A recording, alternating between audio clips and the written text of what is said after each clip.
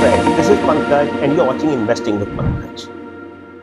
Nvidia एक company है जो कि यूएस में है और एनवीडिया ने पिछले कुछ दिनों में बहुत टर्बुलेंट टाइम्स देखे. It's one of the largest market cap companies in the world and the growth has been phenomenal. और उसके मार्केट कैप में जब इतनी 10, 15, 20% की गिरावट एक दिन में आए तो डेफिनेटली कुछ बड़ा हो रहा है.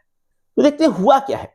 Nvidia of course it's a company which started in 1990s and it very slowly grew, and in last 5-7 years it has become the largest and most talked about chip manufacturer in the world. और कुछ एक जमाने में जैसा कि पहले Intel या उन सब कंपनीज का नाम हुआ करता था, आज उनसे कहीं ज्यादा बड़ी कंपनी एनवीडिया बन चुकी है. और इसमें एआई का एक बहुत बड़ा रोल है, क्योंकि ऐसी उम्मीद की जा रही है कि एआई की जो डेवलपमेंट हो रहे हैं, जो भी कुछ काम हो रहा है, उसमें सबसे ज्यादा फायदा एनवीडिया को हो रहा है, क्योंकि उनकी चिप्स और उनके जो बनाए हुए प्रोडक्ट्स हैं वो यूज होते हैं उसमें. अब बात करते हैं कि जो एनवीडिया है और एक डीप सीक, अगर आप न्यूज़पेपर पढ़ रहे हैं या और भी किसी तरह से मीडिया को ट्रैक कर रहे हैं, बिजनेस मीडिया को, तो आपने डीप सीक का नाम जरूर सुना होगा. डीप सीक क्या है, क्या बला है डीप सीक, और इन सब चीजों का क्या असर होने वाला है हमारी इंडियन आईटी कंपनीज पे, टीसीएस हो, इन्फोसिस हो, एचसीएल टेक हो, विप्रो हो और उस तरह की कंपनीज पे. अब देखिए हुआ क्या. ये जो आप जो देख रहे हैं वो एक स्टॉक प्राइस चार्ट है एनवीडिया का, और अगर आप स्टॉक प्राइस को देखें तो अमेजिंग रिजल्ट आपको देखने को मिलेंगे. पहले लगभग 15 सालों में अगर आप देखें 2000 के आसपास से लेकर 2017-16 तक कुछ ज्यादा खास एक्शन नहीं दिखता, लेकिन उसके बाद अचानक से स्टॉक प्राइस एक्सप्लोड कर जाता है. It's like a single straight line which is going up and up and up. और आज ये कंपनी जो ऐसी है $3 ट्रिलियन से ज्यादा मार्केट कैप की कंपनी है. और जो ग्रोथ है इसमें, अगर आप देखें ऑल टाइम जो चार्ट आपको दिख रहा है यहां पे, वो ग्रोथ लगभग 3000 गुने से ज्यादा है. मतलब आप इमेजिन करें, अगर आपने इस कंपनी में $1 इन्वेस्ट किया होता शुरुआत में, तो आज उसकी कीमत $3000 से ज्यादा होती. या फिर अगर आपने $1 मिलियन इन्वेस्ट किया होता तो $3 बिलियन बन चुका होता. मतलब $1 मिलियन मतलब लगभग आज के करेंसी के रेट के हिसाब से 8-9 करोड़ रुपए, और वो कितना हो जाता, लगभग 25,000 करोड़ रुपए. अमेजिंग. अगर किसी ने उस तरह का इन्वेस्टमेंट किया तो, और ऑफ कोर्स सिर्फ ये नहीं है कि उतना पहले इन्वेस्ट किया था, अगर आप 10 साल पहले भी इसकी हिस्ट्री को देखें, 10 साल का स्टॉक प्राइस चार्ट देखें, तो आप पाएंगे कि बहुत ही अमेजिंग रिटर्न्स, बहुत ही अमेजिंग परफॉर्मेंस कंपनी का है.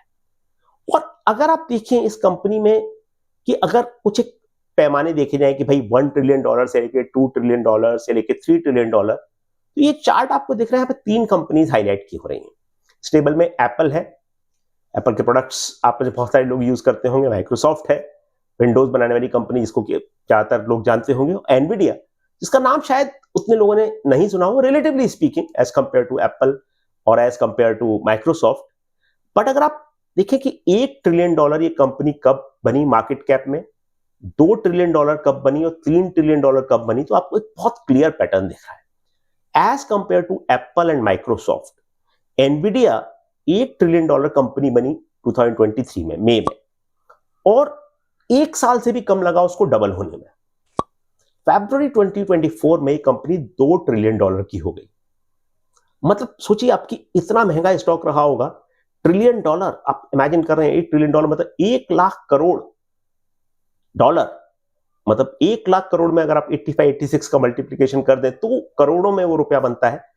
और वो अमाउंट $1 ट्रिलियन, $1 ट्रिलियन का मतलब 1 मिलियन में 6 जीरो होते हैं, 1 बिलियन में 9 जीरो होते हैं, और 1 ट्रिलियन में 12 जीरोस होते हैं.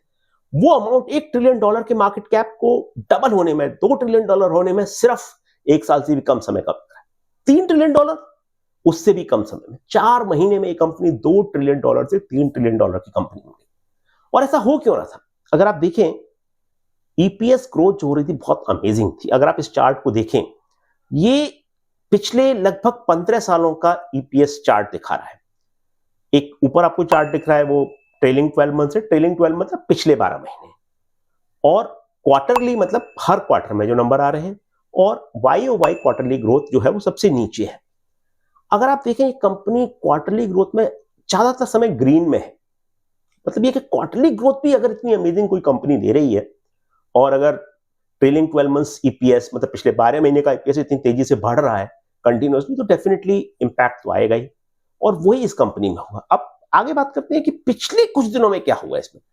अगर आप देखें ये पिछले 5 दिन का जो चार्ट है, ऑफ कोर्स ये जो चार्ट है इसमें आप देख सकते हैं कि 17-18% की गिरावट है। ये मतलब आप इमेजिन करें कि अगर कोई कंपनी 3-3.5 ट्रिलियन डॉलर पे बैठी है मार्केट कैप में और उसमें 17-18-20% की गिरावट आ जाए, तो मतलब ये 600-700 बिलियन डॉलर, मतलब इंडिया का जो मार्केट कैप है वो 4.5-5 ट्रिलियन डॉलर अगर है, और अगर वो 600-700 बिलियन डॉलर से नीचे आ जाए तो मतलब निफ्टी में 15% की गिरावट या सेंसेक्स में 15% की गिरावट। इमेजिन कर सकते हैं कितना बड़ा क्वांटम मार्केट कैप का लॉस हुआ है एनवीडिया में। 15% अगर निफ्टी गिर जाए या 15% अगर सेंसेक्स गिर जाए एक दिन में या कुछ एक दिन में, एक हफ्ते में, तो कितना बड़ा इवेंट है ये। सिमिलर इवेंट एनवीडिया में हुआ है। और आप देखें कि डीप सीक के लॉन्च से 27 जनवरी को क्या हुआ, तो एनवीडिया, माइक्रोसॉफ्ट, गूगल, ये सब के चार्ट आपको देखने को मिल रहे हैं, सब जगह नुकसान हो, बट एनवीडिया में 17% का नुकसान, 17% स्टॉक प्राइस नीचे आया सिर्फ मंडे, मतलब 27 जनवरी, 27 जनवरी को मंडे को एनवीडिया का स्टॉक 17% डाउन था। यूएस लिस्टेड कंपनी है, अमेरिका में लिस्टेड है, और इसकी वजह से S&P 500 जो उनका इंडेक्स है, निफ्टी और सेंसेक्स जैसा हमारे यहां पे है वैसे अमेरिका में S&P 500 है, वो उस पर भी बड़ा इंपैक्ट आया। तो ओवरऑल 17% की गिरावट एनवीडिया में देखी गई। और हुआ क्यों ऐसा, ये आप चार्ट जो देख रहे हैं, डीप सीक एक कंपनी है जो चाइनीज कंपनी है जिसने एआई मॉडल अपना लॉन्च किया, और very slowly this thing spread out, और इतना स्प्रेड आउट हो गई कि जो एप्पल प्ले स्टोर है या और भी जो ऐप डाउनलोड करने वाले तरीके हैं, वहां पे it became the most popular, most downloaded app very quickly. और ये हो क्या रहा था बेसिकली, जो डीप सीक है एक चाइना की कंपनी है जो लार्ज स्केल मॉडल बनाती है। ये बहुत टेक्निकल चीजें जो आप स्क्रीन पे देख रहे हैं, लेकिन मोटा मोटी कहने का मतलब ये है कि एक जो इन्वेस्टर या जनरल मार्केट का जो बिलीफ था कि एनवीडिया के चिप्स से जो काम हो पा रहा है एआई के डेवलपमेंट में, उस काम को बहुत कम प्राइस में, उसको कम बहुत कॉस्ट में ये काम किया जा सकता है। तो जैसे कि चैट जीपीटी या और भी कोई मॉडल है, उस तरह के मॉडल एनवीडिया के चिप्स को यूज करके बनाए जाते हैं, और वो मॉडल्स बनाने के लिए उससे बहुत एक से जिस जगह 100 रुपए का कॉस्ट लग रहा है उस जगह 1 रुपए का कॉस्ट लगे, तो आप इमेजिन करें कि जो कंपनी चिप्स बना रही है उस पर तो डेफिनेटली नुकसान होगा। तो मोटा मोटी ये जो टेक्निकल चीजें अगर आप उनको एक बार छोड़ भी दें तो सिर्फ ये समझें कि एआई के मॉडल्स बनाने के लिए या एआई का इंफ्रास्ट्रक्चर क्रिएट करने के लिए जितने इन्वेस्टमेंट की जरूरत है या जो इन्वेस्टमेंट चाहिए था, उसका अगर अचानक से बहुत कम हो जाए, नंबर 100 की जगह 1 हो जाए या 100 की जगह 2 हो जाए, तो वो आप समझ सकते हैं कि जो उस बिजनेस से फायदा ले रहे थे लोग एनवीडिया जैसे, उन पर कितना असर आएगा। मोटा मोटी ये हिसाब किताब है। अब आगे बात करते हैं कि रिजल्ट क्या हुआ इस चीज का। जैसे ही डीप सीक की न्यूज आई, डीप सीक के बारे में लोगों को मालूम चला और डीप सीक जैसा हमने कहा कि सबसे डाउनलोडेड ऐप बन गया, तो लोगों ने रियलाइज किया कि जो काम चैट जीपीटी इतने समय कर पा रहे थे वो तो फटाफट, आपने बहुत सारे मीम्स भी देखे होंगे, बहुत सारे लिंक्डइन पे और बहुत सारे सोशल मीडिया पे काफी जगह मीम्स भी चल रहे हैं कि किस तरह से जो लोग सोच रहे थे चैट जीपीटी के बारे में, उसका एक अचानक से ओवरनाइट सिचुएशन चेंज हो गई और डीप सीक ने आके सब कुछ मार्केट को तहस नहस कर दिया, मार्केट को हिला के। 600 बिलियन डॉलर का मार्केट कैप का नुकसान हुआ एनवीडिया में, बहुत सारा और टेक स्टॉक्स को भी नुकसान हुआ। तो नेट नेट ये हुआ कि अचानक से डीप सीक ने आके सब कुछ चेंज करके रख दिया। ऑफकोर्स कंसर्न भी आए हैं, बहुत सारे कंसर्न ये आए हैं कि डीप सीक जो है वो डाटा जो है पूरा चाइना के पास जा रहा है, और जो अगर आप चाइना के कोई भी सेंसिटिव सवाल अगर आप उनको पूछेंगे तो वो आंसर नहीं करेंगे, जैसे कि ताइवान एक कंट्री है क्या, तो ये आंसर वो नहीं करेंगे, या फिर और भी कोई ऐसी चीजें जो चाइनीज सरकार के हिसाब से या चाइना की गवर्नमेंट के हिसाब से उनके अनुकूल नहीं है, उनके हिसाब से नहीं है, तो वो डीप सीक उसका आंसर आपको नहीं करेगा। लेकिन अगर उन चीजों को एक for the time being side में रख दिया जाए तो देखा जाए कि किस तरह से डीप सीक के मॉडल को यूज करके लोग अपना एआई का काम आगे बढ़ा सकते हैं, या किस तरह से वो मॉडल डेवलप किया गया इतने सस्ते में, वो जो चीज थी उसने मार्केट को जरूर इंपैक्ट किया। अब आगे बात करते हैं कि एक मार्केट में हमेशा कहा जाता है कि बहुत सारी चीजें रिपीट होती हैं। आप जो कहते हैं ना कि market is always giving you an opportunity to learn, And if you think that the market is behaving very differently and things have changed completely and fundamentally, वो शायद हमेशा नहीं होता। बहुत सारी जगह पे क्या होता है कि कुछ एक्सट्रीम्स पे पहुंचता है मार्केट, चाहे वो बुल मार्केट हो चाहे बेयर मार्केट हो। पेंडुलम के जैसा है, पेंडुलम स्विंग करता है तो राइट में जाता है, फिर वापस आता है, फिर लेफ्ट में जाता है। तो ये पेंडुलम के स्विंग करने जैसा मार्केट का भी हिसाब किताब है, बुल मार्केट हो बेयर मार्केट हो कुछ भी हो। एक बहुत ही सुंदर एग्जांपल है, बहुत ही अच्छा एग्जांपल है इंटेल का। इंटेल जो कि सबसे बड़ी कंपनी हुआ करती थी किसी जमाने में इस एरिया में, वो कंपनी का जो स्टॉक प्राइस लगभग आज से 20 साल 22 साल 25 साल पहले था, वो स्टॉक प्राइस उसके बाद कभी नहीं आया। ये बहुत बड़ा लर्निंग है, बहुत बड़ा लेसन है ये। हमेशा कहते हैं कि लर्न मोर इन्वेस्ट बेटर। ये चीज बहुत जरूरी है सीखना, ये बहुत जरूरी है जानना कि किस तरह से कोई भी चीज कि भाई ये बढ़ती रहेगी और वो सब नुकसान होने के चांसेस तब ज्यादा होते हैं जबकि बहुत ज्यादा ऑप्टिमिज्म किसी स्टॉक में होती है। अगर आज एनवीडिया इतना बड़ा स्टॉक नहीं होता, इतना वैल्यूएबल कंपनी नहीं होती, तो शायद इतना इंपैक्ट नहीं होता। लेकिन जिस तरह की एक्सपेक्टेशन लोगों की थी, जिस तरह की ऑप्टिमिज्म स्टॉक में थी, उसकी वजह से ज्यादा नुकसान हुआ। इंटेल का एग्जांपल जैसे हमने कहा कि बहुत अच्छा एग्जांपल है, पिछले 25 सालों में वो स्टॉक प्राइस दोबारा देखने को नहीं मिला। और अगर आप देखें कि ये उसके बाद तो पिछले कुछ समय काफी नेगेटिव सेंटीमेंट है इस स्टॉक के बारे में, बट इवन अदरवाइज बहुत सारा ऑप्टिमिज्म जब किसी भी स्टॉक में बिल्ट इन हो जाता है तो डेफिनेटली नुकसान की संभावना बढ़ जाती है, नुकसान के चांसेस बढ़ जाते हैं। अब आगे बात आती है कि इंडियन आईटी सेक्टर पे क्या इसका असर हो सकता है। तो लोगों ने अभी कुछ डेफिनेटली कहना बहुत मुश्किल, लेकिन कुछ एक पॉसिबिलिटीज इमर्ज हो रही हैं। जैसे कि एक चीज जो उभर के सामने आ रही है कि लार्ज स्केल एआई इंफ्रास्ट्रक्चर को क्रिएट करना, लार्ज स्केल एआई इंफ्रास्ट्रक्चर को बनाना हो सकता है ज्यादा आसान हो जाए, हो सकता है ज्यादा कॉस्ट इफेक्टिव हो जाए, और इंडियन आईटी कंपनीज को उस वजह से शायद ज्यादा बिजनेस मिले।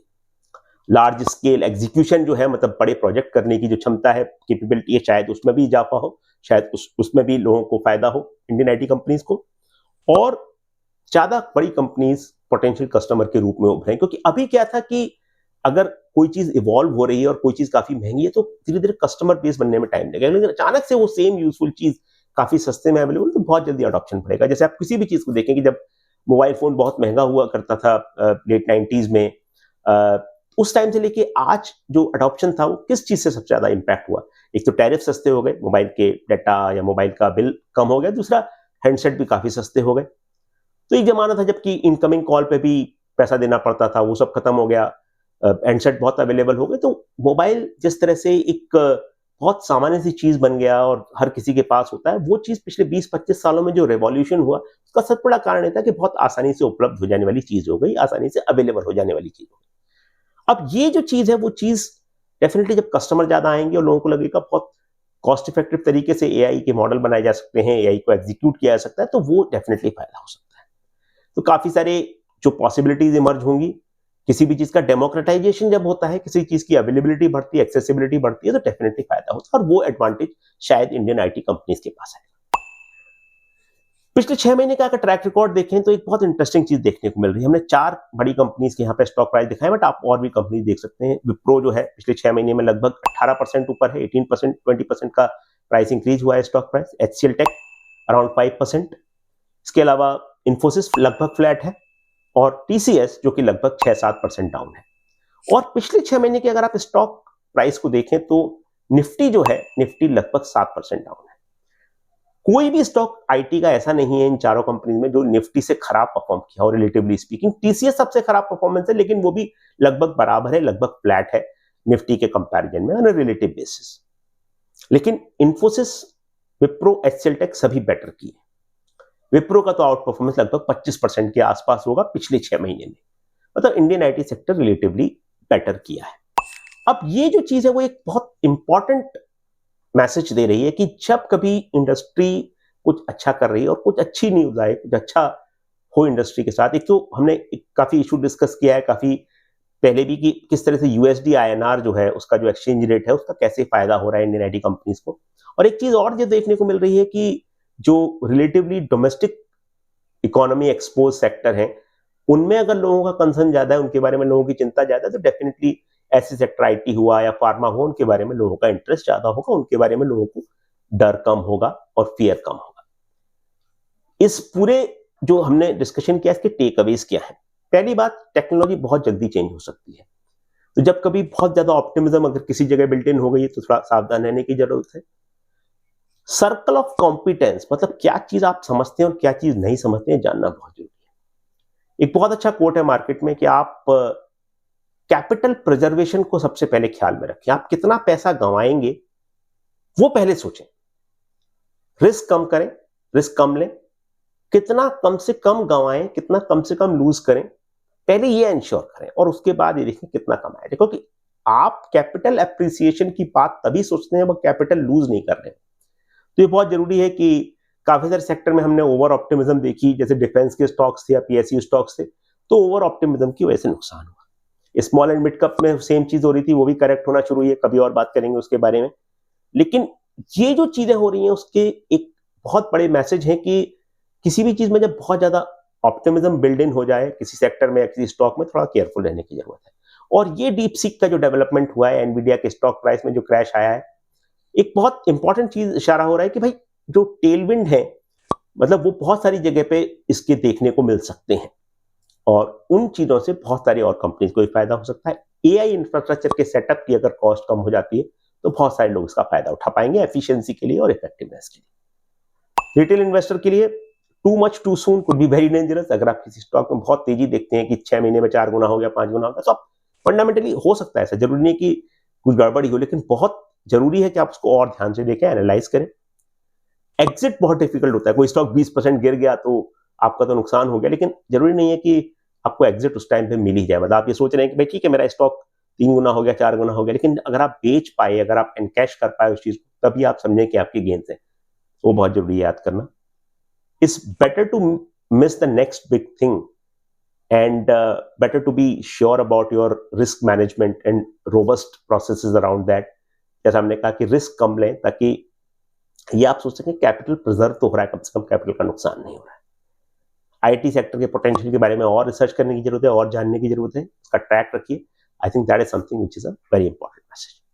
इंडियन आईटी कंपनी ने रिलेटिवली बेटर किया पिछले 6 महीने में और एक बहुत इंकरेजिंग साइन है, क्योंकि जैसा हमने कहा डोमेस्टिक इकोनॉमी जब कभी ज्यादा चिंताएं होती हैं, ज्यादा कभी लोग वरिड होते हैं, तो ये चीज काम में आती है। Thank you so much. इस टॉपिक के बारे में अगर आपके कोई विचार हैं, कोई आइडियाज हैं, कोई क्वेश्चंस हैं, तो please do write to us. But we hope that you learn something new, you learn something about investing. We always believe that more you learn, better you become in your investing. Learn more, invest better. That's the simple motto we follow.